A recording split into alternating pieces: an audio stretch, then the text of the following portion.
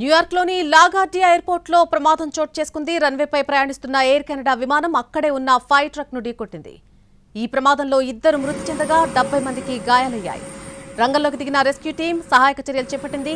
ప్రమాదం తర్వాత రన్వేను మూసేశారు. రాత్రి సుమారు 11:37 డెల్టా టెర్మినల్ ప్రాంతంలోని రన్వే 4 పై ఈ ప్రమాదం జరిగింది. ప్రమాద కారణాలపై అధికారులు దర్యాప్తు ప్రారంభించారు. మరొకవైపు ఈ ప్రమాదం తర్వాత అనేక విమానాలు ఆలస్యం కావడం లేదా రద్దు కావడంతో విమానాశ్రయంలో గందరగోళ పరిస్థితులు నెలకొన్నాయి. న్యూయార్క్లోని లాగార్డియా ఎయిర్పోర్ట్లో ప్రమాదం చోటు చేసుకుంది. రన్వేపై ప్రయాణిస్తున్నటువంటి ఎయిర్ కెనడా విమానం అక్కడే ఉన్న ఫైర్ ట్రక్ను ఢీకొట్టింది. ఈ ప్రమాదంలో 2 చనిపోగా 70 మందికి పైగా గాయాలయ్యాయి. రంగంలోకి దిగిన రెస్క్యూ టీం సహాయక చర్యలు చేపట్టింది.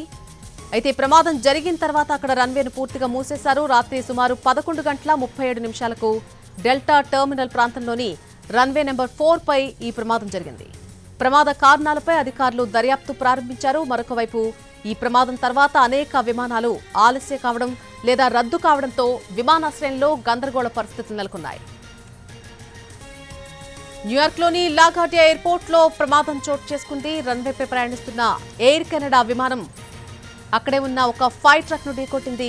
ఈ ప్రమాదంలో 2 మృతి చెందగా 70 మందికి గాయాలయ్యాయి. రంగంలోకి దిగిన రెస్క్యూ టీం సహాయక చర్యలు చేపట్టింది. ప్రమాదం జరిగిన తర్వాత రన్వేను మూసేశారు అధికారులు.